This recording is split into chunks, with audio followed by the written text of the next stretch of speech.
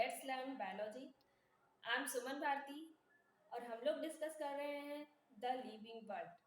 तो हमारा ये फोर्थ क्लास है और ये जो चैप्टर है वो 11th क्लास की एनसीईआरटी की बायोलॉजी की बुक से है। ये हमारा फर्स्ट चैप्टर है।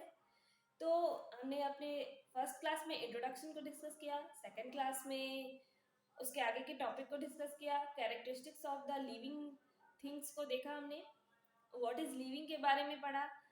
और आज हमारा ये फोर्थ क्लास है तो हम आगे के सब टॉपिक को देखेंगे। ओके, तो हमारा आगे का सब टॉपिक क्या है? Diversity in the living world.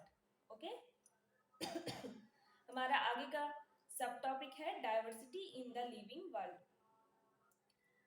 तो मैं आप लोगों से एक बात पूछना चाहती हूँ कि आप अपने चारों तरफ बहुत सारे दैट मीन्स की वेराइटी ऑफ ऑर्गेनिज्म को देखते होंगे। For example animals, plants, your pets, birds, insects etcetera. तो वो सब क्या है? एक वेराइटी ऑफ ऑर्गेनिज्म है जो कि हमारे डाइवर्सिटी में है।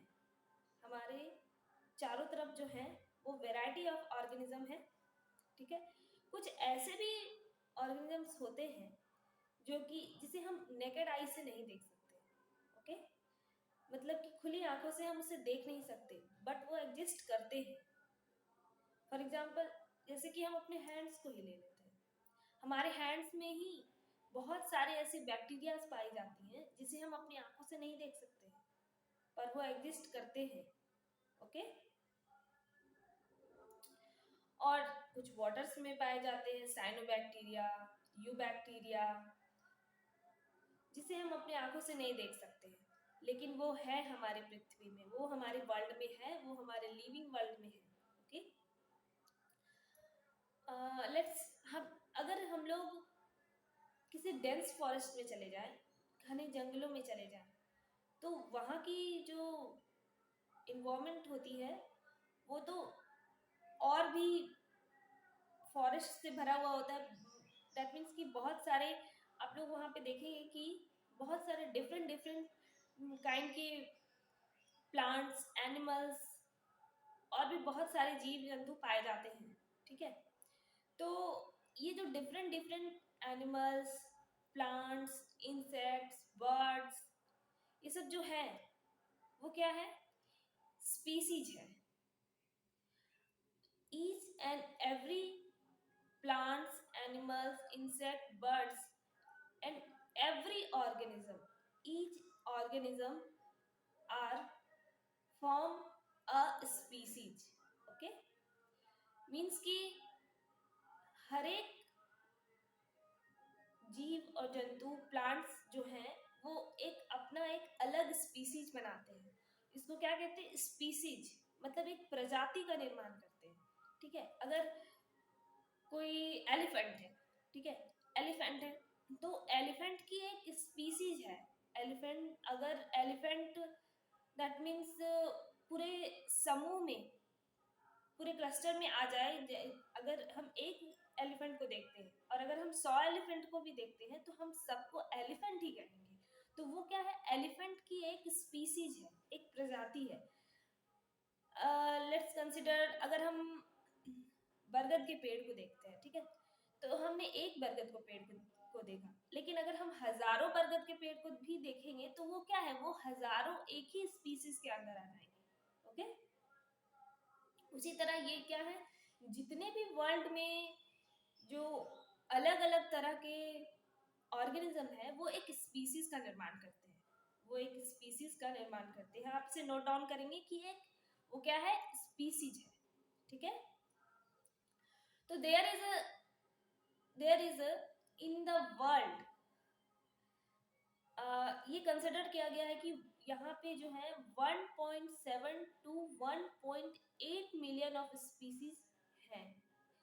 इस बात को कंसिडर किया गया है, इस बात को प्रोबेबली ये माना जाता है कि 1.7 to 1.8 million of species exist in this world. Okay,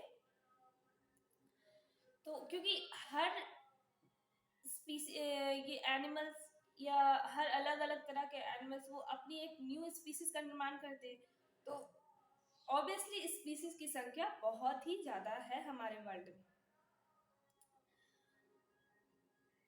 तो ये जो स्पीसीज है जो हमारे चारों तरफ है, ठीक है, वो एक बायोडाइवर्सिटी का निर्माण करते हैं। ये क्या बनाते हैं? बायोडाइवर्सिटी का निर्माण करते हैं। तो हम लोग कह सकते हैं कि the species represents biodiversity in the world. जो हमारे चारों तरफ जो स्पीसीज है, वैरायटी ऑफ ऑर्गेनिज्म है, वो क्या है? स्पीसीज है। ओके, और वो स्पीसीज एक बायोडाइवर्सिटी का निर्माण करते हैं। तो हम लोग, हमारा टॉपिक ही है diversity in the living world. तो ये जो हमारा चारों तरफ का जो लिविंग वर्ल्ड है वो क्या है? उस लिविंग वर्ल्ड में हम लोग बहुत तरह के जीव जंतु, प्लांट्स, इंसेक्ट्स, बर्ड्स, कुछ बैक्टीरियाज को देख रहे हैं। ये सब मिलकर, ह्यूमंस भी हैं इसमें, ये सब मिलकर क्या कर रहे हैं? एक बायोडाइवर्सिटी का निर्माण कर रहे हैं। ओके, तो अब हम आगे चलते हैं कि ये देखा जाता है कि जितने भी स्पीसीज हैं, ठीक है, वो हम उसे अपने लोकल नाम से जानते हैं। ठीक है, विद इन द कंट्री भी वो लोकल नेम जो है वो चेंज होते रहते हैं। अगर फॉर एग्जांपल हम एक डॉग का ही एग्जांपल ले सकते हैं। जैसे डॉग को अगर इंडिया में इंडिया के जितने भी स्टेट हैं, ठीक है, उन सब में डॉग को हो सकता है कि कुछ अलग अलग नामों से जाना जाता हो। अगर हम लोग झारखंड से हैं तो झारखंड में डॉग को कुत्ते के नाम से जाना जाता है। हो सकता है कि केरला में या फिर तमिलनाडु में या बंगाल में ये डॉग को किसी और नाम से जाना जाता है। तो उसी तरह क्या होता है कि animals in the living world जो कि हमारे चारों तरफ होते हैं वो उसे हम लोग लोकल नेम से जानते हैं। और ये लोकल नेम क्या है? चेंज होते रहते हैं। विद इन द कंट्री भी चेंज होते रहते हैं, विद इन द स्टेट भी चेंज होता है। कभी कभी हम लोग अगर एक गांव से दूसरे गांव भी चले जाए तो किसी भी प्लांट्स का या फिर किसी चीज का नाम चेंज हो जाता है कि हम लोग कुछ और नाम सुनते हैं और कोई और कुछ किसी और नाम से उसी प्लांट्स को बुलाता है।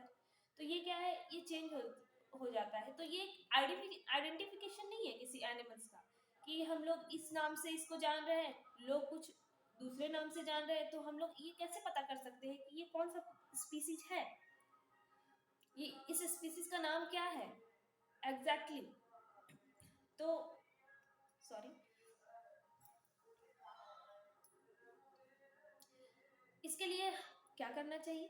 तो इसके लिए साइंटिस्ट ने और कुछ बायोलॉजिस्ट ने एक स्टैंडर्डाइज नेम का नेमिंग सिस्टम को प्रोड्यूस किया है।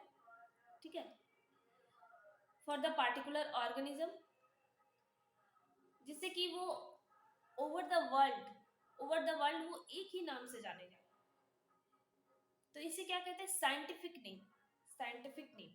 ठीक है, तो और इस सिस्टम को, जिससे कि हम ऑर्गेनिज्म के नेम को स्टैंडर्डाइज करते हैं, मींस कि एक ही नाम से उसे पूरे वर्ल्ड में जाना जाए, तो इस सिस्टम को कहते हैं नोमेनक्लेचर। दैट मीन्स कि उसका नाम प्रोवाइड करना, किसी भी ऑर्गेनिज्म के नाम को प्रोवाइड करना, उसे हम लोग क्या कहेंगे?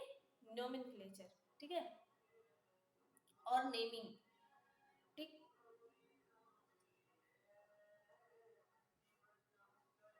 तो ये जो नोमेनक्लेचर है या नेमिंग है किसी भी ऑर्गेनिज्म को, ये कब पॉसिबल है? जब हम लोग किसी भी ऑर्गेनिज्म को या किसी भी एनिमल्स, प्लांट्स, बर्ड्स या इंसेक्ट को हम अच्छे तरह से आइडेंटिफाई करेंगे, उसे डिस्क्राइब करेंगे। ठीक है, अगर किसी फॉर एग्जांपल अगर हम लायन का एग्जांपल लेते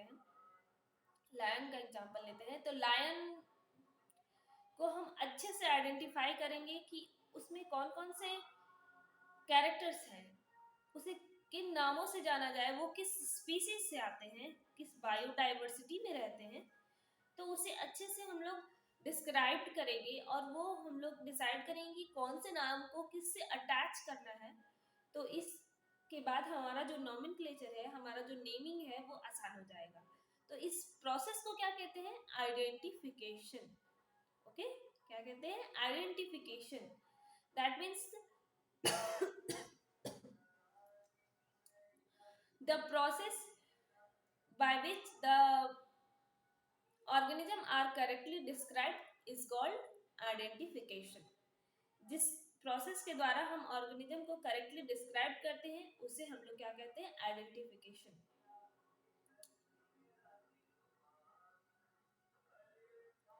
तो ये जो आइडेंटिफिकेशन के द्वारा जो नोमेनक्लेचर है उसे all over the world accept किया जाता है, साइंटिस्ट के द्वारा, बायोलॉजिस्ट के द्वारा।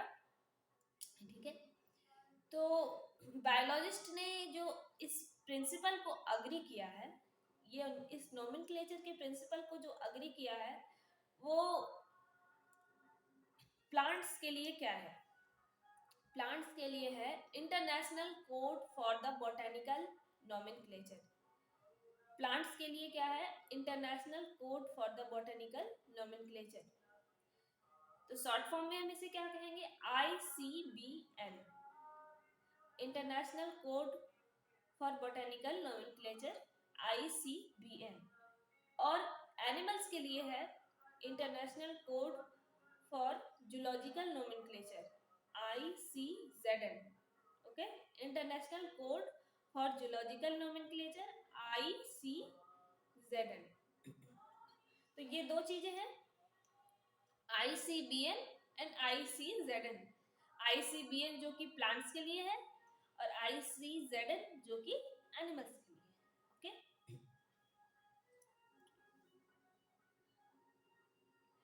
तो ये जो प्रोसेस है, ये जो नोमेनक्लेचर का प्रोसेस है, ये इंश्योर करता है कि each and every organism in this world is named by same, sorry,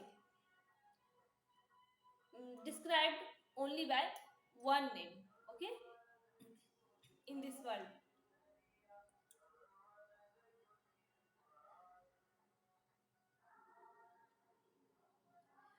ये जो नोमेनक्लेचर का जो प्रोसेस है, वो उसे साइंटिस्ट एक्सेप्टेड करते हैं यूनिवर्सली।